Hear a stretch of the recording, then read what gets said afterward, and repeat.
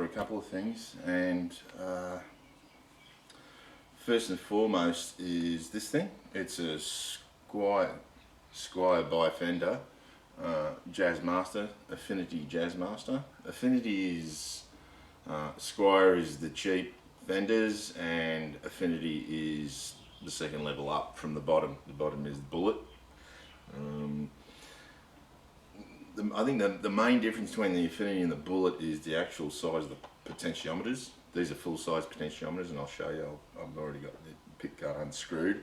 One thing I don't like is it's only got, I don't know if you can see the whole thing, get that out of the way. It's only got one string tree. All Fenders need two string trees because of the D string harmonic that is present. That string between there and there, it does a harmonic, or is it G string? I can't remember. But one of them does a D harmonic, which you don't realise until you it's pointed out to you, and then it's really irritating, and then you've got to get rid of it. So it does need two string trees. The tuners, they're alright. Your typical cheap tuners that you get on Chinese guitars. It's crafted in China. Overall, the body looks good. I'll take these off. It's really bright lights because it's really overcast here, but it doesn't want to rain, which is a pity because it's really dry. The body, generally speaking, the body is very well set out. It's very well done. The finish is, outstanding. There's one or two really tiny little blemishes on the neck, but it's really satin. It's a nice thin neck. I don't like thick necks. One bizarre thing, which I haven't seen before, I don't know, maybe it's supposed to be, is because I had to cut strings off to get to underneath the pick guard, and also I had to straighten the neck because there is a bow in it, and it had a fair bow in it. I don't know, some people like to play with the bowed neck. I don't know. Now, what was I going to say?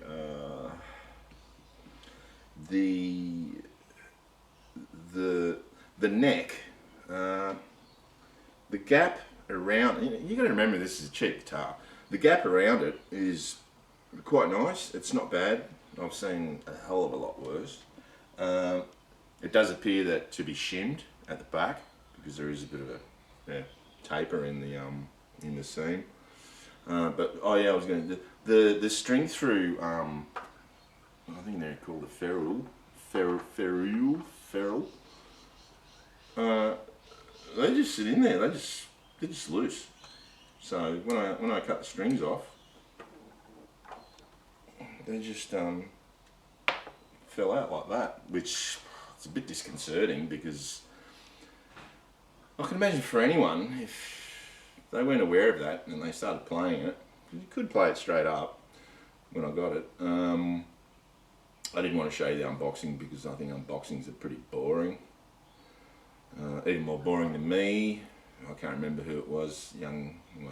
I'm assuming it's a lady. It's the lady's name. She said her quote was, "God, you're effing boring." Yeah, okay. Let's see. So they're just loose. Yeah, you're playing away and break a string. Not many people break string these days. They're so much better these days. You break string, you go to change it, and that thing falls out, and you're not aware of it, and it just goes rolling along, and you never find it again. So, yeah, that's really my only. That's a bit weird. Now, the tuners, it's a Squire, Fender Squire by Fender Affinity Jazzmaster. It's a hardtail bridge. I haven't got the tremolo, which I'm not a fan of tremolos at all. I think bit of a what's it called? An anachronism. Although some people still do use them, but in styles of music that I'm not in the least bit interested in. The three-way, what can I say? The neck is the most important part, really. You can have cheap pickups, and big deal, but the neck, if the neck's a piece of garbage, the first fret is raised, so I haven't checked exactly what's going on with the frets. They do, most of them look level. Most of it looks level. Yeah, but that is a bit disconcerting. Like I can get, what could I get under there? Can I get that under there? No. What about that one? No. That one. No. That one. Almost. Getting there. No. Oh, the oil's coming off these things on my fretboard. So this will be it. Yeah. Oil. I can get, there's a 0.002 gap. It's not big. It's not a really big deal. It doesn't look like it's going anywhere. It's just they didn't seed it properly. You know, when whoever it was that just came off a rice paddy in God knows Hunan province, moved to Beijing or Shenzhen or wherever to get a paying job, you know, like $10 a day. Yeah, because that's really what you're facing. You're not looking at luthiers putting these things together in China. Overall, there's no real. Yeah, they didn't really do that one too well. At this end, it's still sharp. They didn't finish that one properly. Then again, I mean, how many hours of work are they going to put into such a cheap guitar? That one. But mostly it's good. That one. Mostly it's good, just needs a little bit of a touch up here and there on just a couple of frets. The ends are not, haven't been, the sides haven't been beveled, rounded, which I will do. That's not a big deal. The neck was bowed. I straightened that out with, what do you need? Strangely enough, I needed a 3/16 Allen key to adjust the truss rod, which is really weird. Here it is, which is really weird for a Chinese guitar. Yeah, you don't normally see, unless just that hex recess is deformed or something, because I couldn't get a 5mm in there. I would have had to have like bashed it in with a hammer. So yeah, 3/16 it is. Strange, although the bridge saddles take the 1.5mm adjustment screws, the 1.5mm hex. Now, yeah, it comes with the usual stuff. Now, underneath the pick guard, this is what I was interested in, because my understanding is that the Affinity series guitars do have slightly better gear in them. The jack is dirt cheap. The switch is okay, it's very positive. No problems there, I don't have a problem with that. The three-way switch, the pots are full-size pots. It's like an hourglass with an S. I don't know what brand that is, I'd have to look that up. It's not, I mean, it's got humbuckers, so it doesn't really technically need shielding, but I will shield the whole plate when I take everything off it, because I will, because I'm going to change these humbuckers out. I don't like open humbuckers, you know. I believe in not having everything exposed, and everything is exposed with open humbuckers. You can just get all sorts of garbage going in there, and I'm not a big fan of that at all. You know what I mean? I mean, they're just open with a bit of tape around, and yeah, I like a good steel potted humbucker. You know, Wilkinson. I've got two Wilkinsons, which I'll put in here. The pots themselves, the potentiometers, feel very positive.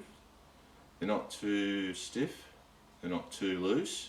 I like that. If they're a bit too loose, that one, all you do is just, the trick is just get an O-ring, stick it in there, and then jam it on the O-ring, and it makes it a lot stiffer. Yeah, simple, easy fix. Let's see what else. Yeah, hardtail. I like the hardtail.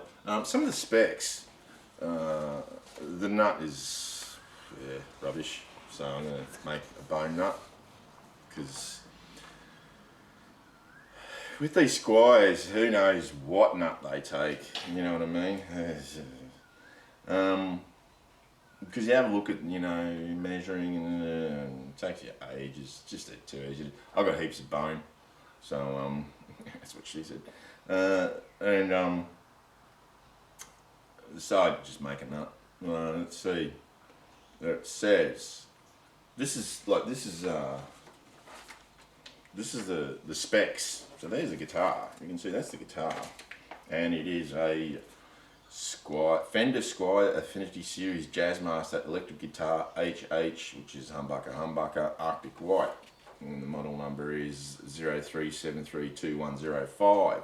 Now, in description, perfect for aggressive musical styles that require a pair of fat-sounding humbucker pickups. The Affinity Series Jazzmaster HH combines slick offset style with easy playability and classic Fender tone. A Chinese-made guitar has got classic Fender tone. Right. With its comfortable C-shaped neck, it's got a very thin neck. Oh, and get this, 12-inch radius rosewood fingerboard. Okay. A couple of mistakes there. This is a 9.5 radius gauge. This is 9.5. 9.5. Indeed. Because when I test it with a 12, where's Mr. 12? Come here. No, it's 17. I haven't got him in order. I got him out of order one day and I've never fixed it up. Sorry. Taking so long. I know I'm effing boring. Yeah, I know.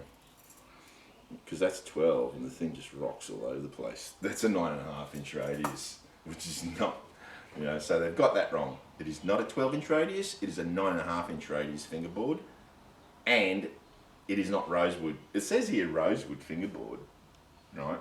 Yet, when you go down the specifications, it says, the first thing it says is model name Affinity Series Jazzmaster HH Laurel fingerboard. So, let's see, what is it? Body shape, Jagmaster, whatever that is. Like Jaguar Jazzmaster. Yeah. Oh, let's see. The scale length is 25.5, which is what you'd expect with, but I'm going to go get a tape measure. I'll be back in a sec. Right, I'm back. Now I'll measure this. Let's see.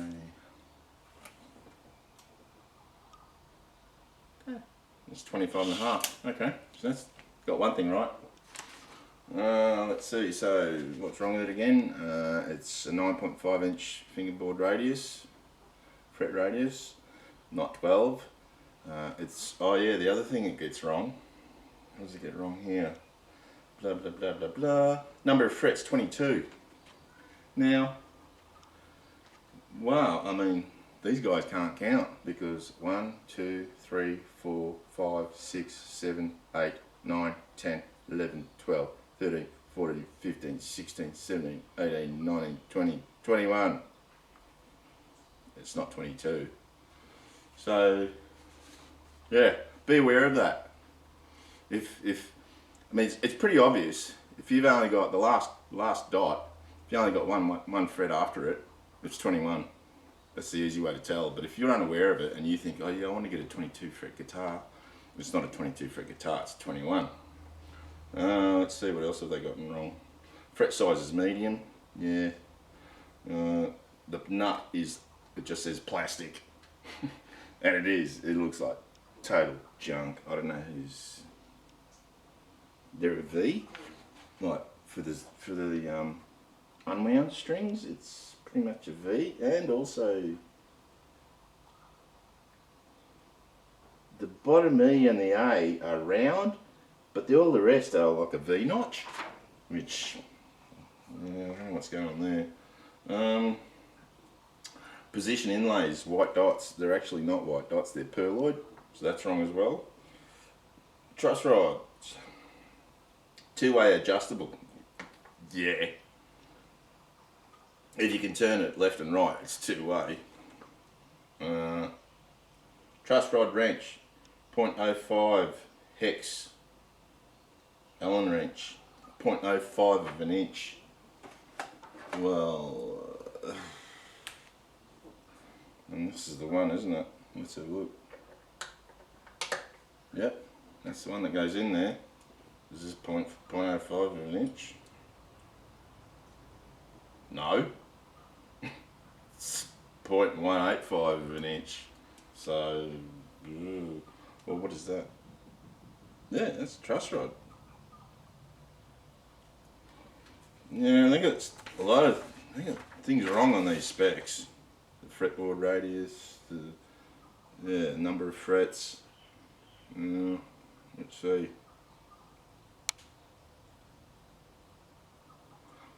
It's got a 6-saddle non-tremolo bridge. They got that right. Tuning machines are die-cast sealed. Pickguard is 3-ply, black, white, black. Yes. Control knobs are black plastic. Yes. The strings were 9 to 42s. 0.009 to 42s. Yes, that was correct. I did measure them. It's heavy, by the way. If you're thinking of buying this, a nice cheap starter's guitar for your kid, you know, yeah, it's not light. It's an older body. Well, it says it's an older body. I don't know. I can't tell just from looking at the wood. You can't actually, unless I took the neck off, and even that, it's probably because it's painted everywhere. They got paint everywhere. I can only see one little spot. Yeah, the potentiometers, the pots are full-size pots, the big ones, which is good. The output jack is, that's the funny thing, some people call this an input jack. It's not an input jack. There's no signal coming in, the signal's going out. So the output jack is really cheap. Not too keen on that. I'll probably change that. The actually 3-way switch, it's very basic and quite positive. I'll leave that. The potentiometers, the pots, I'll leave. Let's see, it's the tone, isn't it? Yeah, the tone's got a cap. The volume doesn't. Yeah. What size cap is that capacitor? It's a, oh man, I'm going to need this thing. Oh, I just recently purchased this thing, which is really good for seeing when you really need high magnification. The only problem is that those adjustment knobs, the end of them, like that pad is so thin that they go right up against your temples. So if you're thinking of getting one of these, yeah, like it works really well, but my God, it's uncomfortable. It's a 223, which tells me now that's strange. So that is 0.00022 was it microfarads or whatever it is. Now, normally with humbuckers, you're looking at 47,00047 capacitors because of the output that humbuckers have. The range that the humbuckers have, unless you split the coils and play as a single coil, and those really high frequencies that you want to filter out with the 22, that's my understanding. So that's quite strange to have a 22 on a guitar that doesn't have any single coils. 22 is usually for single coils. 47's, it seems to be the industry standard sort of thing that I've seen. So I think that's the wrong capacitor. Maybe it doesn't matter so much on the tone. Yeah, I think that's the wrong capacitor. I think I might put a 47 orange drop on there. Yeah, I will. I'll change that capacitor to a 47, and I'll change out the I don't like the open pickups where you can get all the crap going in between the tape and the windings, and I like a really well done encased pickup that's been properly potted, like the Wilkinsons. Yeah, that's a bit half-assed. The saddles they look okay. Yeah, they look fine. The tuners, I'll probably change them. I'll probably put Fender lockers on there. They don't cost much. Or Wilkinsons. They don't cost much either. Let's see, what else am I going to change? Yeah, the output jack, the capacitor. Put a 47 in there instead of this 22. Yeah, I've got 2 Wilkinsons that I've got left over from another project that failed, sort of. That I've got to do refret. I'm going to put them in. I don't like these open ones, like I said. The 3-way switch is okay. The actual workmanship on the soldering, not soldering, looks good. Sorry about the noise, the next neighbour. Finally done that. There's the only blemish in the finish is like just inside this cavity. There's a few spots where the paint's, I don't know, got rubbed off or whatever. It doesn't matter, you can't see it anyway. So this paint finish is not super thick. You can see they haven't laid a whole lot on there, which you've got to expect. I mean, it's only a cheap guitar, but the fingerboard is it's quite nice. Yeah, there is a bit of gunk on here and there where when they were gluing things in, they obviously didn't clean all the glue off. Again, you get your facial. It's got a satin finish, and you can feel it's very even. The back of the neck, so you've got lumps all over it. Generally speaking, it's definitely worth the money. If you want, an entry level guitar, I think I just spotted another raised fret. An entry level guitar that's going to, I don't know, like even the cheapest guitars have got more potential than most guitar players, especially me. So yeah, but being a tinkerer, and same with my guns, I like to muck around with them and customise them, and if you've got better gear and it's sitting around, why not put it in? And I've got the 2 Wilkinsons. I mean, the Wilkinsons aren't something spectacular, but they're certainly better than these. I've no doubt of that. And that jack, it's really crap. Very, very crap. So yeah, not going to change a whole lot. The bridge looks good.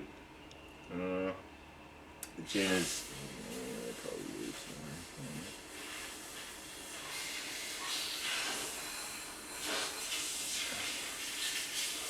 Yeah, another string. So, sum it up. Would I buy it again? Yes. What am I going to do to it? Get another string tree. So it's got 2 string trees, like all Fenders need, in my opinion. I'll change out the humbuckers for the 2 Wilkinson humbuckers that I've got. Pardon me, going to change the output jack. And that's about it, really. Yeah, otherwise, everything will stay the same. I'm not going to change the board. No real point. Yeah. And other than that, it's good. It's a great guitar. I don't like the massive headstock, the CBS style massive headstock. Crap. But, whatever. Originally, I've got a Precox string action ruler, so this is for measuring the string action. The height, and strangely enough, it was correct. It was 3/16 on the high E and 5/16 on the low E. So the string action was actually good. It was set up well. As far as intonation is concerned, check that out. Most people who intonate their guitars know exactly that sort of rough, lightning bolt pattern that occurs when you with most guitars. That's how the intonation pattern goes. And I looked at it and went, that doesn't look like there's any intonation done there at all. So I'm not. there's a basic intonation pattern for the saddles, and you know, you could easily make a jig and just go right, and it'll be close, but they don't even bother to do that. So yeah. So overall, I'd definitely buy one. I'd advise anyone Fender Squire Affinity Series Jazzmaster HH humbucker. Yeah, I'd definitely buy it again. For me, it's the basis of an upgrade, of making it a little bit better. Yeah, the logo looks like it's just painted on. It does not feel like no, it doesn't feel like a water. What's it called? Yeah, everything's just painted on. Yeah, but it is a very nice. It probably needs a little bit more sanding. The fingers do get a little bit. It does grip a bit, especially with sweat. You can see, it's dried off. I'm sweating. Yeah, it's hot. It's early morning and it's stinking hot. So yeah, anyway, get one. Now, lastly, I just wanted to call out one troll, and he actually calls himself a troll. He calls himself Abu Troll of Roachistan.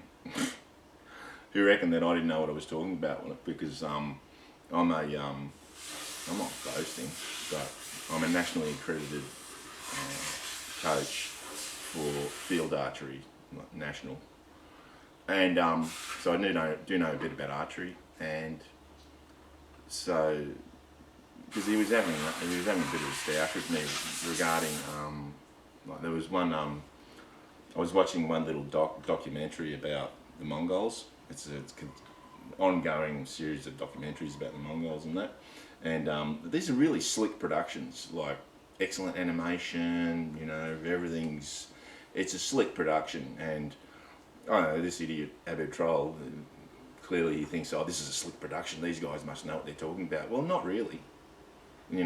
If you keep perpetuating the same bullshit, this is what happens. It's like news organisations. Someone will latch onto some bullshit, and all their affiliates and that will be saying the same rubbish, and it's just crap. Like with the MAGA hat kids affair, even here in Australia, those kids got trashed.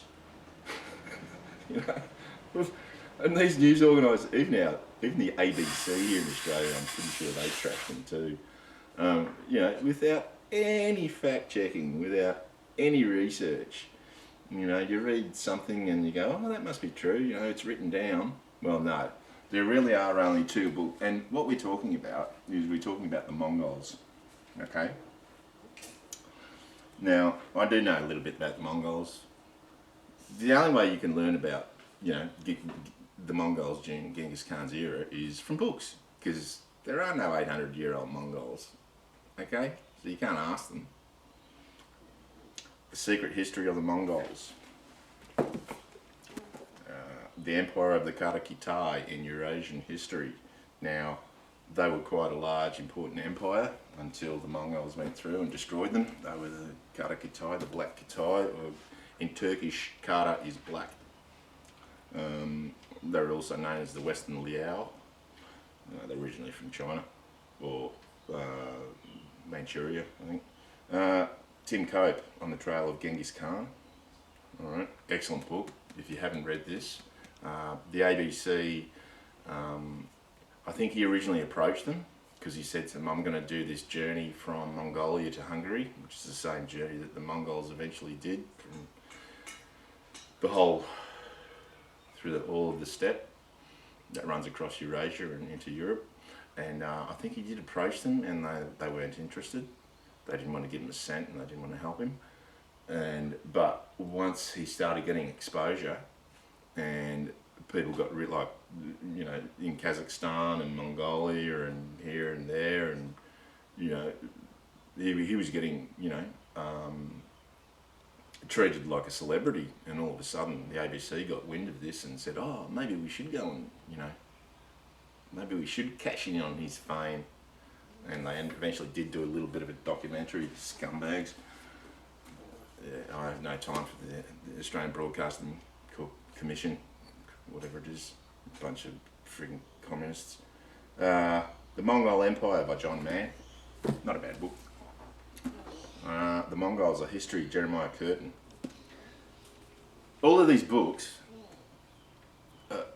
generally speaking, are contradictory on a lot of the let me put this in air quotes, the facts about Genghis Khan especially. They all contradict each other to a certain degree. The Empire of the Steppes, A History of Central Asia. Excellent book. Genghis Khan's Greatest General, Subutai the Valiant. Good book. By the way, this is a selection. This is not all of them. The Secret History of the Mongol Queens, How the Daughters of Genghis Khan Rescued His Empire. Very interesting book. Most people are completely unaware of what's in that book. Warriors of the Steppe by Eric Hildinger, A Military History of Central Asia, 500 BC to 1700 AD. Excellent, excellent book. Anything by Eric Hildinger, yeah, read it. And the two main references for pretty much everybody has, to a fair degree, extracted information from these two books that I'm going to show you, because realistically they were the only proper factual accounts of how things were. Everybody else was either talking them up, the Mongols, or talking them down for political reasons, because if you were getting, slaughtered by them, if people in your nation or your area or whatever were getting slaughtered by them, well, you've got to write horrible things about them. At that time, slaughter was quite, what's the word, de rigueur. And, if you're on their side, well, then you're going to talk them up. And if one of the Khans says, hey, I want you to write an account of this, he's going to want to know what you get writing in there, and it's going to be typically hagiography, which is talking themselves up. The mission of Friar William of Rulbrook, his journey to the court of the great Khan Mongke, 1253-1255. So this is the account of this friar way back then to the Mongols. As far as I know, one of only two accurate accounts, and he was a papal envoy sent by the papacy, same as this guy. The Story of the Mongols Whom We Call Tatars by Friar Giovanni di Plano Carpini by Eric. Oh, it's got a, yeah, it's translated by Eric Hildinger. So Eric Hildinger knows his shit. Now, this is an actual photo. It doesn't look like a photograph, but it actually is a photograph of a Mongol warrior. Because they still were around on their horses with their bows and their swords, even when photography became available. This is another account by a monk. As a papal envoy. I think pretty sure he's a papal envoy to the Mongols. They're the only two books that have any real accuracy. All the rest is either, these people are animals or these people are superhuman. So, and what that stoush with Abbey Troll was about was that there was the garbage in that one particular. I just got sick of listening to this crap over and over and over again. People keep repeating this bullshit, essentially, that the Mongols' bows were between 90 and 150 pounds in draw weight while they're riding a horse. No, that's bullshit. Okay, it's quite simply bullshit. Alright, and this idiot Abu Troll, he reckoned, just because you can't do it doesn't mean that they couldn't do it. As if I was putting the Mongols down because I can't do that, so they can't do it. No, it's just nonsense. Over the years, I've known a lot of archers and some pretty big burly blokes, let me tell you, big fellas. And if anyone could draw a 90 pound, 150 pound bow, they could. And you know what? None of them carried 90 and 150 between 90 to 150 pound bows. So it's just bullshit. So everyone out there who wants to make a documentary about the Mongols, get your facts straight, because aside from these two books, and they don't mention, neither of these two books mentions the weight of their bows, alright? All of the bullshit about the ridiculous weight of Mongol bows is done by people, because, see, the problem is that, you know, when the Europeans, who had an axe to grind and really didn't like them and hated them for obvious reasons, they were, when you're losing, you want to say, well, the reason why they're winning is because of this, right? It's because they're superhuman. They draw these ridiculously weighted, you know, monstrous bows, and you know they can shoot the eye of a hawk at 100 paces while it's flying. Bullshit. That's just crap. Yeah, if you practice archery all the time, you'll get very accurate. But some of the nonsense that gets written is just bullshit, and it keeps getting repeated over and over and over again, ad nauseum. And I was watching this one. It was a really slick production. I can't even remember. I don't even want to mention whose production it is, but you know, a really slick production, and obviously people just take, you know, without any research, just go, oh yeah, that must be true. That's bullshit. You talk to any serious archer, okay? Talk to anyone who's been doing archery all their lives, you know, hunters. I'm not talking about target archers, friggin' boring, but you know, hunting archers who know what they're talking about, they will say the same thing. That's just nonsense. It just really is. So, Abid Troll, I was about to say the word, you're a dickhead. You don't know what you're talking about. I do. Yeah, their bows weren't 150 pounds. And just because I can't do it doesn't mean the Mongols couldn't do it. You idiot. Anyway, that's enough ranting. So yeah, the guitar, get one. Might need to do a little bit of work on the fretboard. I still haven't had a proper check of it, but it looks, yeah, this is a beam that you use for leveling the frets. It looks good. Now that I've straightened the board, yeah, it doesn't seem to be any high or low frets anywhere. Right up and down the board. It's not rocking anything. Yeah, I haven't got a fret rocker because they're bloody expensive. $50 for a little piece of steel. So the fretboard looks, and I actually see where one of the frets has been levelled. It's been sanded. Which I need that to see it.